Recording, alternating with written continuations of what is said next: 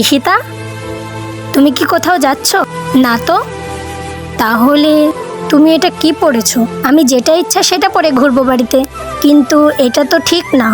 আমরা ছাড়াও তো এ বাড়িতে কেউ থাকে, আমাদের গুরুজন হয় ওরা, আর ওদের সামনে এরকম কাপড় পরে গেলে ওদের তো ভালো নাও লাগতে পারে, তাই না? একটা কথা কান খুলে শুনে রাখো, ঈশিতার মতো মডার্ন মেয়ে বাড়িতে কন্ট্রোল হওয়ার জন্য আসেনি।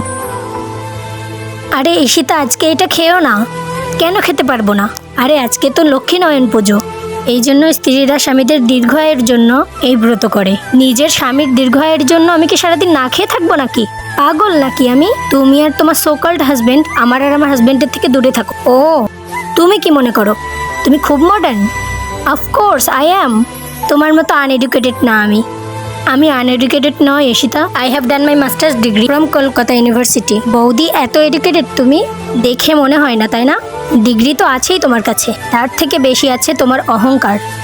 আর এই অহংকারের জন্য না তোমার সবার সাথে সম্পর্ক পুরো ছাই হয়ে যাবে। তোমরাও মেয়েটির কথার সাথে একমত থাকলে লাইক করে সাবস্ক্রাইব করে যাও।